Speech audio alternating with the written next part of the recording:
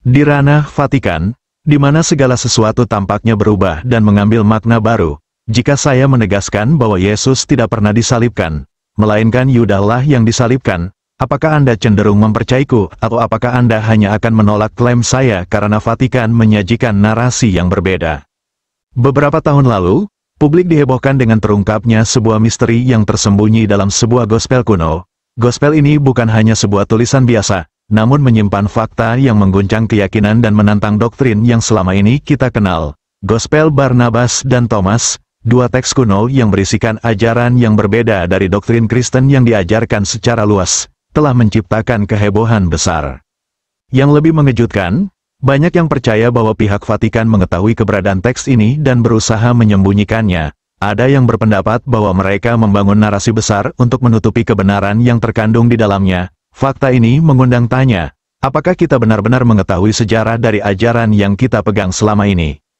Jika Anda penasaran dengan kelanjutan cerita dan ingin mengetahui lebih dalam, pastikan untuk like dan subscribe channel ini. Kami akan terus menyelami misteri gospel kuno ini dan membawakan kebenaran yang tersembunyi untuk Anda. Jangan sampai terlewatkan.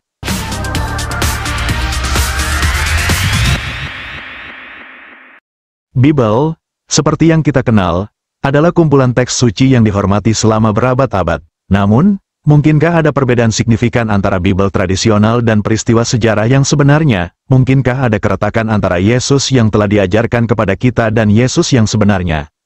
Penemuan Gospel Barnabas pada awal milenium ini mengungkapkan bahwa kemungkinan tersebut bisa jadi nyata. Ditemukan secara tidak sengaja pada tahun 2000, teks kuno ini menyajikan kisah yang sangat berbeda dari ajaran konvensional gereja. Gospel ini dikaitkan dengan Rasul Barnabas, salah satu pengikut paling awal dari Yesus, dan menawarkan perspektif unik tentang konsep-konsep teologis serta peristiwa kunci dalam kehidupan Yesus Kristus. Narasi yang ditawarkan Gospel Barnabas tidak hanya sekadar alternatif, tetapi memiliki potensi untuk menantang dan membentuk ulang pemahaman kita tentang salah satu tokoh paling berpengaruh dalam sejarah manusia. Teks ini membuka pintu untuk mempertanyakan apa yang selama ini kita yakini sebagai kebenaran. Penemuan Gospel Barnabas tidak hanya membuat heboh karena isinya, tetapi juga karena keterlibatan Vatikan dalam proses hukum setelah penemuan tersebut. Keterlibatan ini langsung memunculkan banyak tanda tanya. Apakah mungkin Vatikan memiliki kepentingan khusus untuk mengendalikan narasi tentang Yesus dan ajaran-ajarannya? Contoh-contoh sejarah menunjukkan bahwa Vatikan memiliki pola untuk mengedit dan menghapus teks dalam Bible agar sesuai dengan doktrinnya. Mungkinkah Gospel Barnabas menjadi korban lain dari praktik ini? Atau, apakah gospel ini sebenarnya adalah tipuan sebuah pemalsuan yang sengaja diciptakan untuk memancing perhatian? Fakta-fakta ini menuntun kita pada satu pertanyaan besar. Apakah kita benar-benar tahu apa yang sebenarnya terjadi ribuan tahun lalu? Gospel Barnabas bukanlah satu-satunya teks kontroversial yang telah terungkap. Gospel Thomas, ditemukan pada tahun 1945 juga memberikan pandangan yang berbeda tentang karakter dan ajaran Yesus. Jadi apa yang tertinggal? Apa yang harus kita percayai? Perbedaan, kontroversi, mereka semua membawa kita kembali ke satu pertanyaan. Jika Gospel Barnabas itu otentik, kebenaran apa tentang Yesus yang telah dijauhkan dari kita? Gospel Barnabas menyajikan narasi yang menantang banyak ajaran gereja tradisional. Teks yang telah lama hilang ini, tersandung pada tahun-tahun awal ke-21, mengubah banyak cerita akrab di kepala mereka, memprovokasi kita untuk mempertimbangkan kembali apa yang kita pikir kita ketahui tentang kekristenan. Mari kita menyelidiki konsep-konsep teologis provokatif yang disajikan dalam gospel ini. Misalnya, konsep Trinitas landasan teologis Kristen, itu tidak ada. Dalam Gospel Barnabas Yesus digambarkan bukan sebagai bagian dari Tritunggal tetapi sebagai Nabi, urusan Tuhan. Penggambaran ini sangat kontras dengan penggambaran Yesus yang lebih akrab sebagai anak Tuhan bersama Bapa dan Roh Kudus. Sekarang mari kita beralih ke kisah gospel tentang peristiwa-peristiwa perjamuan terakhir dan penyaliban. Bagian-bagian ini termasuk yang paling dihormati dalam ajaran Kristen, namun Gospel Barnabas menceritakan kisah yang berbeda. Dalam versi ini, bukan Yesus yang disalibkan tetapi Yudas. Ya, Anda mendengarnya, kan? Menurut catatan ini, Yudas, murid yang dikenal karena pengkhianatannya, adalah orang yang berakhir di kayu salib. Perubahan mengejutkan ini, paling tidak, menantang fondasi keyakinan Kristen. Jadi mengapa ini penting? Ketika gospel ini muncul, Vatikan menaruh minat yang tidak biasa dalam proses hukum seputar penemuannya. keterlibatan mereka mengangkat banyak alis, menyebabkan spekulasi tentang motif mereka. Mungkinkah gereja mencoba menekan narasi alternatif ini? Atau adakah alasan lain untuk minat mereka yang tajam?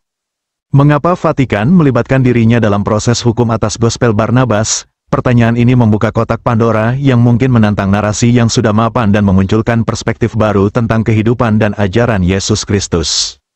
Ini bukan pertama kalinya Vatikan dituduh mengubah atau menghapus teks-teks dari Bible. Sebuah perjalanan melalui catatan sejarah mengungkapkan bahwa Vatikan memiliki pola mengedit teks, mengubah narasi agar sesuai dengan kerangka keyakinannya. Salah satu contoh paling menarik dari ini berasal dari abad keempat ketika Konsili Nicea diadakan.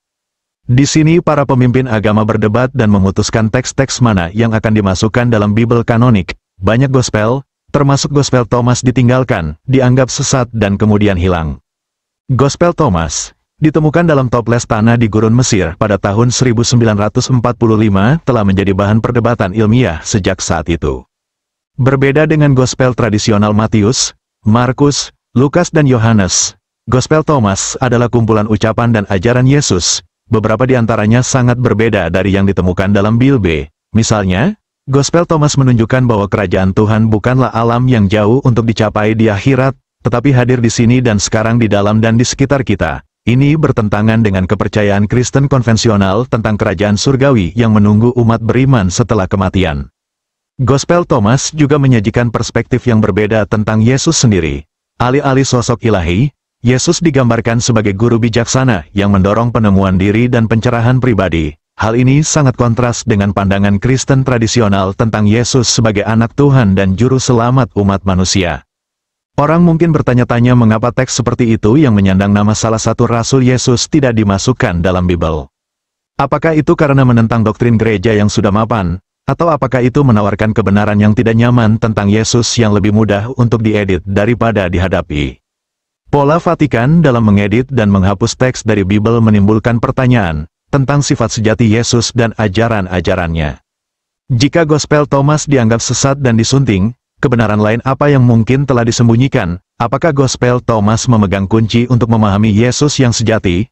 Hanya dengan memeriksa teks-teks yang terlupakan ini, kita dapat mulai mengungkap misteri masa lalu dan mencari pemahaman yang lebih jelas tentang orang yang dikenal sebagai Yesus Kristus.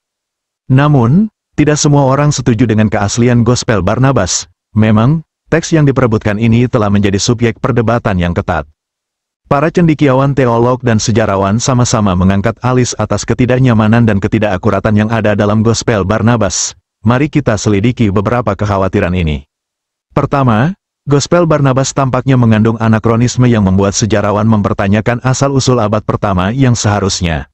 Misalnya, ini merujuk pada institusi dan konsep abad pertengahan yang sama sekali tidak ada pada zaman Yesus dan Barnabas. Ini menyiratkan bahwa dokumen itu kemungkinan dibuat berabad-abad kemudian, mungkin selama abad pertengahan.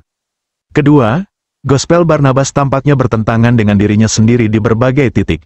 Gambarannya tentang Yesus sebagai nabi belaka, bukan anak Tuhan bentrok dengan bagian-bagian yang menunjukkan bahwa Yesus memiliki kuasa ilahi. Ketidakkonsistenan ini telah menyebabkan banyak orang mempertanyakan keandalannya dari teks. Sekarang mari kita menandingkan keprihatinan ini dengan gospel Thomas, teks non-kanonik lain yang menyajikan pandangan berbeda tentang Yesus. Berbeda dengan gospel Barnabas, gospel Thomas sebagian besar tidak memiliki struktur naratif, berfokus pada kumpulan ucapan yang dikaitkan dengan Yesus. Isinya, meskipun kontroversi umumnya dianggap lebih konsisten dan masuk akal secara historis, lebih jauh lagi, gospel Thomas telah diterima oleh banyak sarjana sebagai teks Kristen awal yang otentik meskipun dikecualikan dari Bible. Penemuannya pada tahun 1945 di antara teks-teks agnostik lainnya di Nag Hammadi, Mesir telah menjadi faktor penting dalam pengakuannya. Namun, seperti gospel Barnabas, gospel Thomas memberikan narasi yang menantang ajaran gereja konvensional. Tetapi, perbedaan dan anakronisme dalam gospel Barnabas membuatnya menjadi sumber yang kurang dapat diandalkan untuk interpretasi histori dan teologis. Ini membawa kita kembali ke pertanyaan utama. Seberapa banyak dari apa yang kita ketahui tentang Yesus dan ajaran-ajarannya didasarkan pada teks-teks yang diedit secara selektif? Apakah ada gospel lain, mungkin dengan penggambaran yang lebih akurat yang sengaja dihilangkan dari Bible? Rahasia lain apa yang bisa disembunyikan Vatikan dalam arsip apostoliknya? Arsip Apostolik Vatikan adalah harta karun teks dan artefak memicu rasa ingin tahu dan spekulasi. Lemari besi rahasia ini, jauh di jantung kota Vatikan, adalah gudang dokumen berusia berabad-abad, beberapa berasal dari abad 8. Yang sesungguhnya, ini memiliki potensi untuk membentuk kembali pemahaman kita tentang sejarah Kristen. Sekarang bayangkan, di antara perkamen kuno dan buku-buku berdebu ini, terdapat banyak informasi yang dapat menantang kepercayaan tradisional kita. Fragmen gospel yang terlupakan, korespondensi antara paus dan raja, dan mungkin bahkan potongan-potongan yang hilang dari narasi Yesus Kristus yang membingungkan. Selama bertahun-tahun, Vatikan terkenal menyimpan rahasia tentang ini. Akses telah dibatasi untuk beberapa orang terpilih, kebanyakan cendekiawan dan pejabat gereja, dan bahkan mereka tunduk pada peraturan yang ketat.